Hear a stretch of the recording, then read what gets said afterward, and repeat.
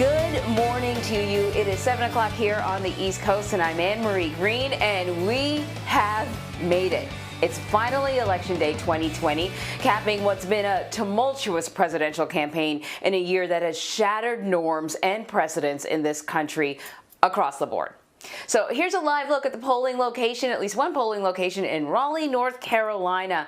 While we are likely to see millions voting in person today, early numbers so far have already broken the total amount of votes cast in some states back in 2016. And, you know, North Carolina sort of emerged as a bit of a toss-up state, a surprising toss-up state. The good news here is officials actually believe, despite the large number of early votes that they have received, that they should have 97% of the votes already tallied by the end of tonight. And so they should be able to give a pretty good snapshot of where that state is going. Also, watching a really close race for a Senate seat. Tom Tillis, the Republican incumbent, is up against Cal Cunningham, rather. He's a Democrat, obviously. And so that's another closely watched race in North Carolina. Nearly 100 million votes have already been cast across the country, and about 2/3 of that record number were done using return mail ballots. As Americans take safety precautions, of course, we are still in the middle of a pandemic. President Trump and Joe Biden campaigned all day yesterday and made different closing arguments. We have a team covering all the aspects you need to know about this morning to get you set for Election Day 2020. And we're going to begin with Skyler Henry, who is joining us outside a polling location in Alexandria, Virginia.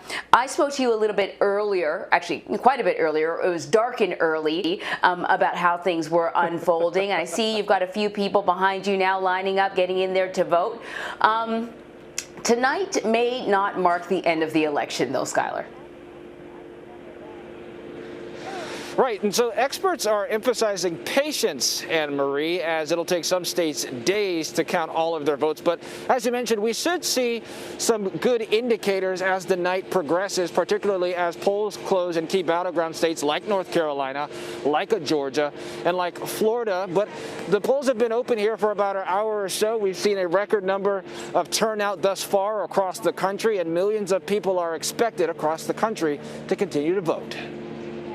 President Trump and Joe Biden each visited cities with historical significance yesterday. We can be a little bit superstitious. The president held a midnight rally in Grand Rapids, Michigan, just as he did before his 2016 victory. Tomorrow we're going to make history once again. The former vice president was in Pittsburgh, where he kicked off his campaign in 2019. Because you represent the backbone of this country. Hard-working families. We're asking nothing but a fair shot. Throughout the day, both candidates urged Americans to vote. Get your family, get your neighbors, get your co-workers, get your boss, grab them by the tie, say, let's go, boss. I believe the message is going to be loud and clear.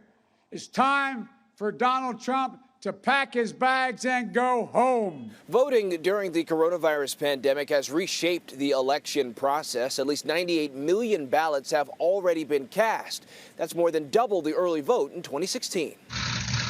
5 voters in Dixville Notch, New Hampshire kept their midnight tradition alive, casting the first in-person votes on Election Day. 5 votes for Joe Biden. In some states, it may take days to count all the votes, so legal experts are urging patience. What would actually be a failure would be if we failed to count legitimately cast ballots, simply because of some arbitrary cutoff. President Trump plans to spend tonight at the White House, while Biden has 2 more events in Pennsylvania today. All right, so Skyler, obviously this election is like no other we've experienced. We're in the middle of a pandemic. People are concerned about their health. We have, you know, the president repeatedly throughout campaigning raising the suggestion of irregularities or fraud when it comes to this election. So I'm wondering, you know, have you spoken to some of the poll workers there? What are they doing to prepare for potential intimidation tactics and also just to keep people safe and healthy during a pandemic? Right.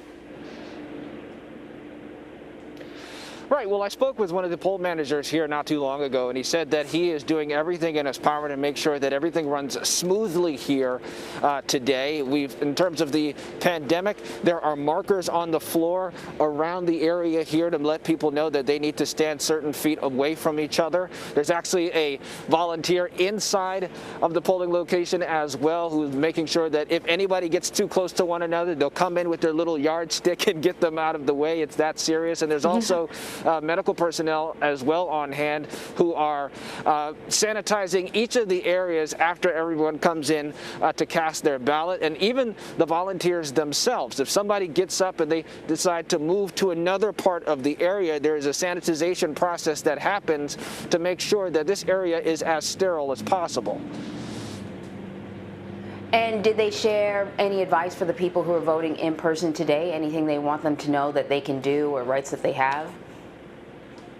Yeah. Yeah, you know, it may sound a little cliche, but they said that this is, you know, your right as an American. And so even if you are at a location where you have to sit there for a long time, hours, 2 hours, 3 hours, this is something that you should do, that you have been called to do. And so they are asking you to come out here. They're trying to do as best as they can to make sure that they're as accommodating as possible. And obviously, wear your masks, socially distance yourself, but come out and vote. The most important thing. Skyler Henry, thank you so much, Skyler.